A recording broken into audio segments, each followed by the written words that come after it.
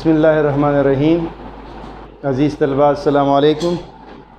आज lecture number 4 में हम सबक नंबर 4 पढ़ेंगे। सबक नंबर 2 एक्चुअली है नात मुबारक, इसे अमीर मिनाई ने लिखा है और ये आपकी किताब में सफ़ा नंबर 103 पर मौजूद है।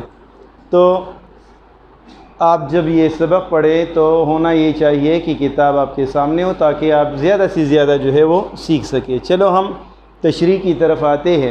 नात तो मैंने पहले आपको बताया था, उस नज़म को नात कहते हैं जिसमें हुज़ूर सल्लल्लाहु अलैहि वसल्लम की तारीफ़ की जाती है, उस नज़म को नात कहते हैं। ये नात मुबारक जो है ये अमीर मिनाई ने लिखी है। हम इसकी तशरीह की तरफ आते हैं।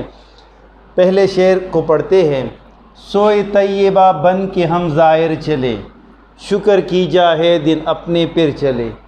पहले आप अंडरलाइन अल्फाज को देखें, थोड़ी सी मुश्किल है इसलिए इनकी मानी मैं पहले बताता हूँ। सू की मानी है तरफ, चार सू, चारों तरफ। सोए तैयबा, तैयबा तैयब से निकला है पाक, इशारा है मदीना शहर की तरफ के मदीना, मदीना तैयबा। सोए तैयबा बन के हम ज़ाहिर चले। ज़ाहिर की मानी है ज़ियारत करने वाला, यात्री, सयाह, टूरिस्ट, जो भी आप मानी ले सकते हैं ले ले। शुक्र की जाए, जा की मानी है मकाम, शुक्र का मकाम है। दिन अपने पिर चले, पिर चले, पिर चले की मानी है यानी दिन पिरना, किस्मत बदलना, खुशहाली के दिन आना, इसकी मानी ये है। चलो मैं तशरीह की तरफ आता हूँ। सोए तैयबा बन के हम ज़ाहिर चले, शुक्र की जाए दिन अपने पिर चले। शायर कहता है कि ये शुक्र का मकाम है कि मेरे दिन या हमारे दिन दोबारा पिर गए, दोबारा खुशहाली के दिन आ गए, दोबारा जो है हमारी किस्मत जो है वो बदल गई और हम मदीने की तरफ एक ज़ियारत करने वाले की हैसियत से जा रहे हैं, यानी हम दोबारा मदीने की ज़ियारत को जा रहे हैं। हज के बाद हम दोबारा मदीने के ज़ियारत को जा रहे हैं। तो यहाँ पर शायर जो है इस पहले शेर में अपनी खुशनसीबी की बात करता है कि मुझे दोबारा मौका मिला कि मैं मदीने जा रहा हूँ। सोए तैयबा बन के हम ज़ाहिर चले, शुक्र की जाए दिन अपने पिर चले। शायर कहता है कि मैं मदीने की तरफ एक ज़ाहिर की हैसियत से, एक यात्री की हैसियत से, एक सयाह की हैसियत से जा रहा हूँ और ये मेरे लिए शुक्र का मकाम है कि मेरे दिन बदल गए, खुशहाली के दिन आ गए, मेरी किस्मत बदल गई और मैं मदीने की तरफ एक ज़ाहिर की हैसियत से रवाना हूँ। तो ये वो अपनी खुशनसीबी की बात करता है। दूसरे शेर की तरफ आते हैं। या रसूलुल्लाह सल्लल्लाहु अलैहि वसल्लम, या रसूलुल्लाह जल्दी आइए, लश्कर-ए अंदोह में हम गिर चले। यहाँ पर दो अल्फाज ऐसे हैं जिनकी मानी आप पहले समझ लें। लश्कर, लश्कर-ए अंदोह एक मुरक्कब है। लश्कर-ए अंदोह, अंदोह की मानी है गम, मसाइब, मुसीबत, यानी मुसीबतों का लश्कर, मुसीबतों का पहाड़, गमों का पहाड़, ढेर सारे गम गिर चले, पंस गए। यहाँ पर गर नहीं है बल्कि ये है गिर, गिर यानी पंसना। या रसूलुल्लाह जल्दी आइए, लश्कर-ए अंदोह में हम गिर चले।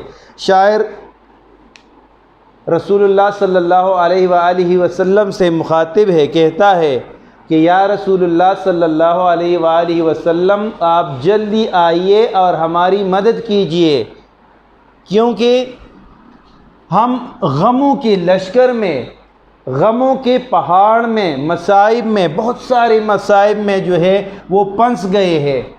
तो आप जल्दी से आइए और इन गमों से हमें छुटकारा दिलाइए, निजात दिलाइए। गमों में हम इसलिए गिर गए हैं क्योंकि हमारी सारी की सारी तवज्जो दुनियावी चीज़ों की तरफ जो है वो मुड़ गई है, हम अल्लाह को भूल गए हैं, इसलिए किसी भी तरह हमारे दिल को चैन और सुकून जो है वो नहीं मिलता। इसलिए शायर یہ کہتا ہے کہ یا رسول اللہ جلدی آئیے، لشکر اندوہ میں ہم گر چلے، کہ یا رسول اللہ صلی اللہ علیہ وآلہ وسلم آپ جلدی سے آئیے اور ہمیں اس غموں کے پہاڑ سے، اس غموں کے لشکر سے، ان ڈھیر سارے غموں اور مصائب سے ہمیں نجات دلائیے جن میں ہم پھنس گئے ہیں۔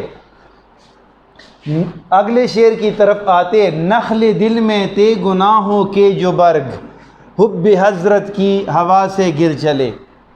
نخل دل، نخل کہتے ہیں درخت کو، پودے کو، یعنی دل کا پودا۔ نخل دل میں تھے گناہوں کے جو برگ، برگ کہتے ہیں پتے کو، تو یہاں پر برگ کی معنی ہے پتے۔ حب حضرت، حب حضرت، حب کہتے ہیں محبت کو، حضور صلی اللہ علیہ وآلہ وسلم کی محبت کی ہوا سے گر چلے، گر چلے یعنی گر گئے۔ تو اس شعر کی تشریح کرتے ہیں پہلے مصری کی، نخل دل میں تھے گناہوں کے جو برگ، یعنی میرے دل میں گناہوں کی جو درخت تھی، گناہوں کا جو پودا تھا، اور اس میں ڈھیر سارے گناہوں کے پتے لگے ہوئے تھے، کیونکہ ڈھیر سارے گناہ ہم سے سرزد ہوتے ہیں، تو اس گناہ کے درخت میں، اس دل کے درخت میں گناہوں کے ڈھیر سارے پتے جو ہے وہ لگے ہوئے تھے۔ حب حضرت کی ہوا سے گر چلے، لیکن خوش نصیبی کی بات یہ ہے کہ چونکہ میرے دل میں حضور صلی اللہ علیہ وآلہ وسلم کی محبت تھی، تو اسی محبت کی وجہ سے وہ سارے کے سارے پتے جو ہے وہ جڑ گئے، وہ نیچے گر گئے، اور وہ سارے گناہ جو ہے وہ دھل گئے حضور صلی اللہ علیہ وآلہ وسلم کی محبت کی وجہ سے۔ حضور صلی اللہ علیہ وآلہ وسلم کی محبت یہ ہے کہ ہم ان پر زیادہ سے زیادہ درود بھیجیں، تو ان درود بھیجنے کی وجہ سے ہمارے وہ گناہ جو ہے وہ گر جاتے ہیں، ختم ہو جاتے ہیں، جڑ جاتے ہیں۔ دوبارہ چونکہ شعر تھوڑا سا الفاظ ان میں مشکل ہے، تو دوبارہ میں آتا ہوں۔ لشکر اندوہ یا نخل دل میں تھے گناہوں کے جو برگ، حب حضرت کی ہوا سے گر چلے، کہ میرے دل میں جو پودا تھا، جو درخت تھی گناہوں، اور اس میں گناہوں کے ڈھیر سارے پتے لگے ہوئے تھے، تو وہ ڈھیر سارے پتے گناہوں کے وہ حضور صلی اللہ علیہ وآلہ وسلم کی محبت کی وجہ سے، کیونکہ میرے دل میں حضور صلی اللہ علیہ وآلہ وسلم کی محبت تھی، ان کی محبت کی وجہ سے وہ سارے گناہ جو ہے اس کے پتے اس درخت سے جو ہے وہ گر گئے اور ختم ہو گئے۔ اگلے شعر کی طرف آتے ہیں، کیا میسر ان کو ہوتی راہ راست، میسر دستیاب، ہوتی راہ راست، راہ راست کی معنی ہے راہ، راستے کو کہتے ہیں، راست کہتے ہیں سیدھا، سیدھا راستہ، یہاں پر مراد ہے دین اسلام، سیدھا راستہ صراط مستقیم یعنی دین اسلام۔ کیا میسر ان کو ہوتی راہ راست، چال پر کب آپ کی کافر چلے، چال نقش قدم،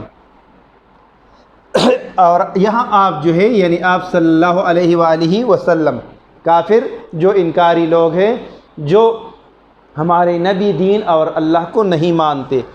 کیا میسر ان کو ہوتی راہ راست، چال پر کب آپ کی کافر چلے۔ حضور صلی اللہ علیہ وآلہ وسلم نے اپنے زمانے میں لوگوں کو اسلام کی طرف جو ہے وہ راغب کیا، بلایا، ان کو دعوت دی اسلام کی۔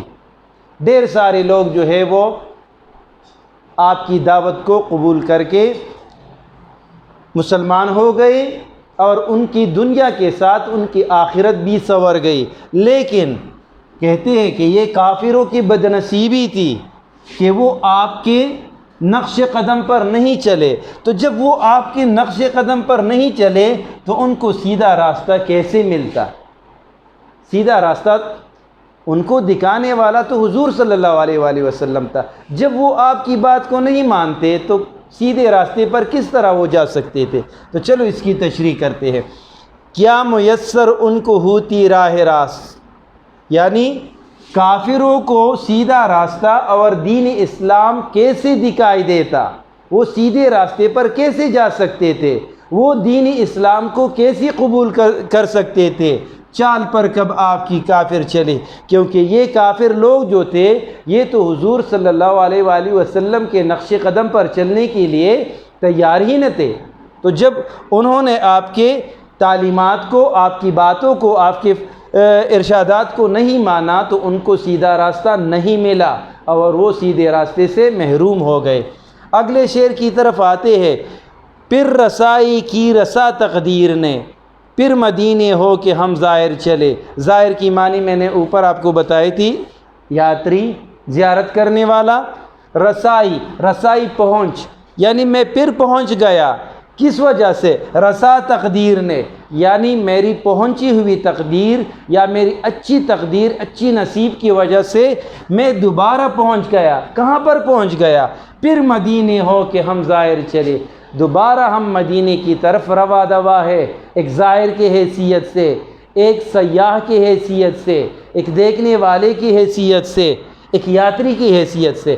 یہاں پر شاعر پہلے شعر میں بتایا تھا کہ ہم مدینے کی طرف جا رہے ہیں، اب کہہ رہے کہ میں مدینے کی طرف دوبارہ جا رہا ہوں، میں دوبارہ مدینے کی زیارت کر رہا ہوں۔